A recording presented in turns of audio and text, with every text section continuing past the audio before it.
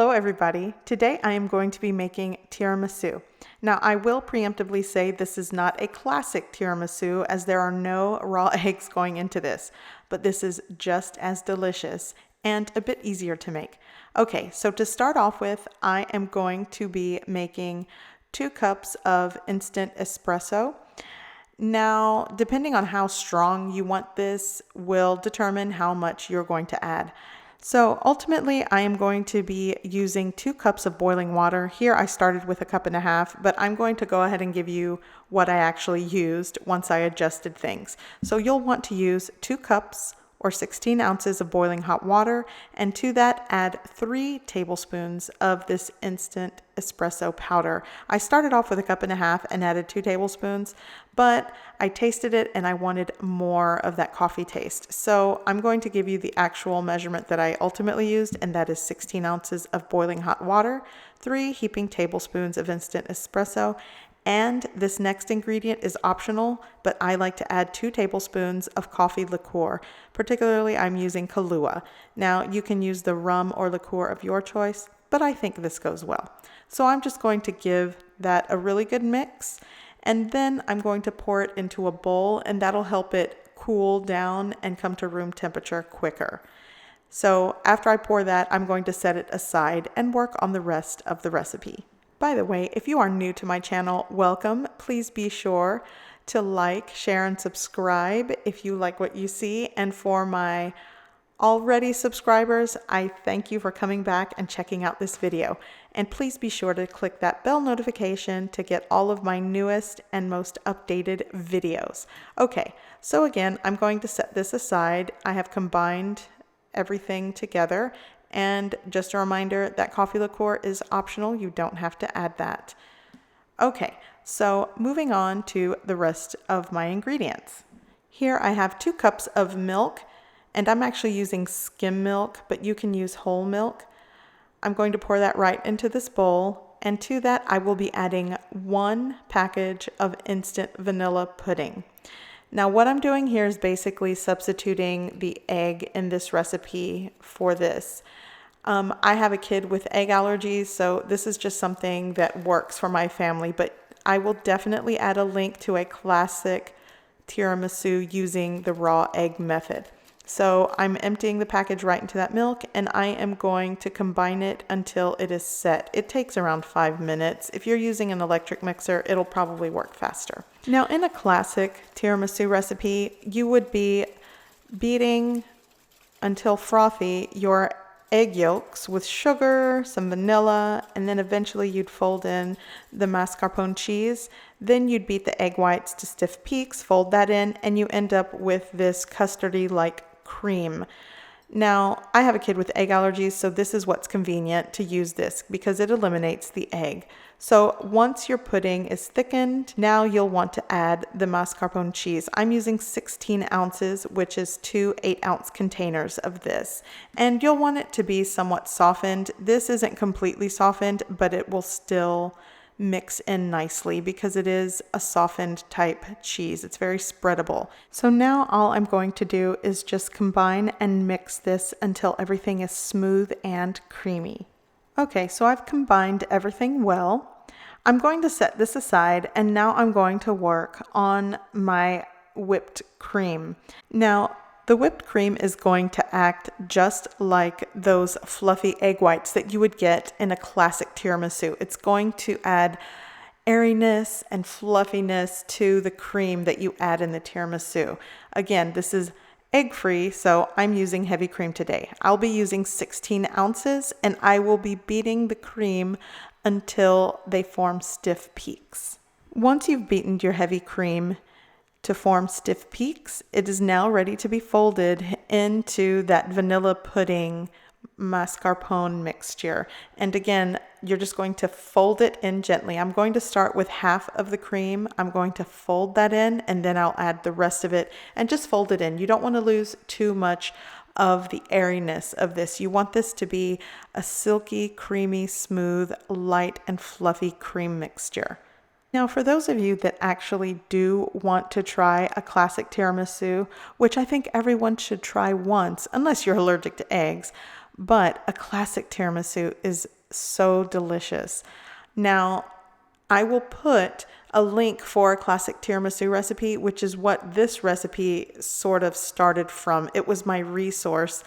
When I would make classic tiramisu before we knew my son had egg allergies, or even before he was born, I loved to make tiramisu the classic way.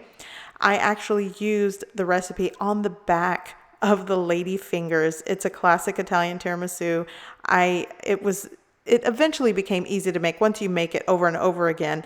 But I will say this, a lot of people don't like the idea of eating raw eggs. So I could understand why people would opt to either cook the egg or sort of make a custard, then fold in the mascarpone just to avoid the raw egg aspect. But I tell you what, a good classic tiramisu with raw egg, as unappetizing as that might sound to some people, it really is delicious. Okay, so this is folded in, combined, and ready to assemble. I'm so ready to assemble this. I'm going to be using a 9x13 baking dish, and I'm also going to put together my little station to start assembling this tiramisu. Now, I am going to be using lady fingers, and I found in my local supermarket there are two types. I'm using the harder, more delicate cookie type lady finger. Now, they also sell the fresh, soft, spongy ones. You can use those, but I wanted to show you. Here is the recipe that I would use when I would make a classic tiramisu. And it might seem hard to people to work with raw egg, but it really is a delicious recipe. So I'll link that below. Now, I am going to be using 40 lady fingers, and I'm going to dip each one into that espresso that we made earlier that has like the boiling water, the instant espresso powder, and the liqueur. And again, the liqueur is optional. So I'm just going to dip these and place them, and basically it's going to be a layered dessert. So I'm going to speed things up and show you how I do this.